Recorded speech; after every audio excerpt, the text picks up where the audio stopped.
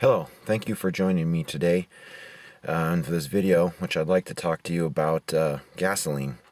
I know it's a little bit off topic, but it does relate to the horsepower side of my channel because in my quest for horsepower, I discovered a lot about the gasoline and the additives that are put into it, and ultimately what is the result of those additives and their effect on the performance of cars and the environment and our wallets. So today I would like to talk to you about the gasoline that is being sold to us and how it is just pure garbage. All right, there's been many changes made to gasoline since the 1920s. Many of these changes were for obvious, environmental and health reasons, but the majority of these changes were done purely to maximize profit. Now, I have done a lot of research on this, and I have a lot of stuff written down here, and I want to make sure I keep all my points organized. So I'm going to be referencing a little booklet I have written here with my notes. So if you see me looking down, I apologize. I just want to make sure I bring this to you correctly. Okay, so let's start with what led me to this discovery. Well, I purchased a 2010 Porsche Panamera S with a V8. And after getting this car, I found out that it requires a minimum of 93 octane fuel. Well, at the pumps here, everything is 91 octane. Unless you can find VP Street Blaze at a pump, that's 100 octane, but that's $10 a gallon. You just can't use that on a regular basis. So I was trying to find the cheapest, most effective, and safest method of adding octane for my vehicle. And it led me to all the variety of octane boosters that you can add to your fuel out there. And then trying to figure out which one of those octane boosters was the most effective and at the lowest price and also safe, I found out that many of them pretty much contain the same additive to boost octane, and that was MMT. Some of them said they were sensor safe, some of them said they were off-road use only, but they never give you the level of MMT. I looked on the internet, there's a lot of testing that's been done, and it determined that MMT does cause problems with oxygen sensors. So I had trouble figuring out, why would one say it's okay and the other brand says it's not? So I started doing some research into that actual additive, which led me to discovery of pretty much the history of additives with fuel and why they were done and why they were taken out, advantages, and so forth. So I want to go ahead and bring that to you today as an intro to the horsepower side of my channel. So in my quest for horsepower, I found out this information about gasoline and found out that the product we're being sold is pure garbage. So let's start with the history. Start with lead. Lead was introduced into gasoline in 1923 by the Ethyl Corporation, which was a joint venture between General Motors, Standard Oil, and DuPont Chemical. The toxicity of lead had been well established for over 100 years at this point, but GM wanted to put lead in gas in order to compete with Ford. See, GM had produced a new engine that made more horsepower than Ford's engine, but the engine tended to knock because of its higher compression, requiring a higher octane fuel. To obtain this, lead added the octane, got rid of the knocking, made Chevy's engine run great. So, the Ethyl Corporation created TEL with this tetraethyl lead, which was used as an additive in gas up until 1973 when it was banned by the EPA, when we got rid of leaded fuels and had to go to unleaded, which brings in the introduction of MMT. It is used to increase the octane rating of gasoline without adding lead. The main ingredient in it, the main chemical that's hazardous, is the manganese.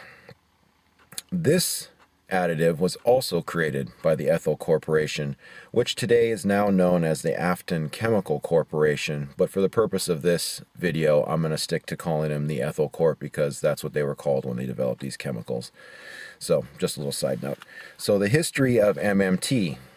Ethyl Corp had to obtain a waiver from the EPA in order for them to use MMT in gasoline.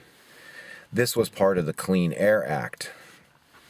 So the Ethel Corporation applied for the waiver in 1978 and 1981. Both of those waivers were denied. It was because it was determined that MMT caused damage to catalytic converters and increased hydrocarbon emissions. So we have a gas substitute that actually does the opposite of what it's supposed to and was not approved. Now this is where the screwy part kind of comes in.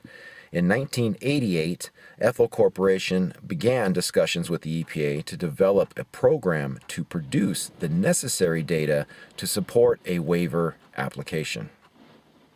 Let this sink in for just a moment. An American corporation sat down with a government regulatory agency to come up with a way to get their chemical approved. Well, in 1990, they applied again for a waiver on MMT. 1993, the EPA establishes that at 8.3 milligrams magnesium per liter, MMT won't cause emission system failures. But they still denied the waiver again in 1994 due to health concerns. Ethel Corp then sued the EPA and won and got their waiver. MMT is now approved for use in American gasoline.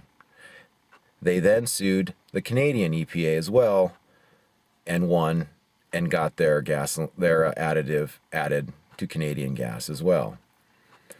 So now on to the health effects of manganese, which is the main component of MMT. It is a neurotoxin. It can cause severe damage to pretty much all mammals on Earth. The main concern with it being used in the fuel is with inhalation exposure from the exhaust that contains burnt MMT. So the EPA required Ethel Corporation to perform their own testing to determine the health risks of MMT. Well, we know how that goes. When a company is tasked with proving its own product is safe or suffer going broke, I'm pretty sure they developed tests that produced results that proved their product was okay for use. Needless to say, testing concluded in 2010, and there's yet to be any results produced. Ford did their own research in 1970 and found that MMT coated the emission components with an orange residue that led to premature failure of the emission system's components. Honda now today is suing Shell Corporation, the corporation that produces Shell gasoline, I should say, because their testing, Honda's testing, found that the gasoline contains 2.5 times the amount of the approved MMT, and it is causing trouble with Honda's new line of engines. So, first we have lead added to gasoline to give one company a performance advantage and obviously more sales over another. That was banned for obvious environmental reasons. We then moved on to MMT, getting that approved in a very shady way. And now I want to move on to ethanol, the newest additive being added to our fuels. Ethanol is an alcohol produced from the fermentation of corn. Ethanol is a cleaner burning fuel than gasoline, but it requires more energy than gasoline. Ethanol is not as energy dense as gasoline. In fact, ethanol contains 33% less energy potential than gas. So a gasoline mixed with 10% ethanol yields roughly 3% less economy than straight gas. So we're paying more for fuel and getting less miles from this fuel. And I can contest to that because I took a road trip in a relatively new vehicle, less than a year old, that had established to be a 30 mile per gallon average mixed city and highway. Took this on a long road trip to Montana, and I documented the fuel at every fill up. I kept track, kept my miles. I was averaging between 28 and 31, depending on if I was climbing hills or I had relatively flat terrain. until I got to Bozeman, Montana, and I was able to get gas at a gas station that advertised no ethanol in their fuel, and it was cheaper per gallon. So I went ahead and filled up, and to my surprise, at the next fill up, I found out that I got almost 37 miles to the gallon, 36.8 to be exact. So we're talking roughly 6 miles per hour per gallon gain, and I paid less for the fuel. So there's proof that the ethanol is less effective in gasoline. So that now begs my question, how did it come to be used in fuel? Well, it turns out Congress mandated that gasoline must contain at least 10% ethanol. Now, why would the government require that our gasoline be cut and made less efficient? Well, it comes down to politics and money. Nothing against this state or farmers in general, but Iowa, for example, is a major producer of corn. In fact, $5 billion in their state's economy and over 47,000 jobs stem from the production of ethanol alone.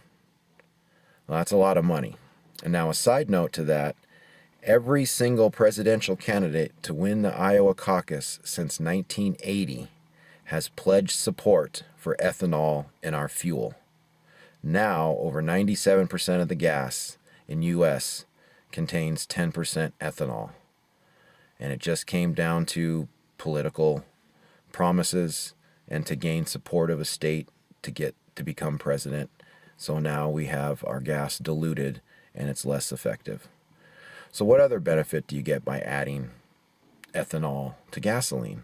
Well, there's no benefit for the consumer, but the industry can now use low-grade, cheap gasoline and add ethanol to it to eliminate the detonation or knocking, enabling our country to run on crappier gas, and we pay a premium price for it.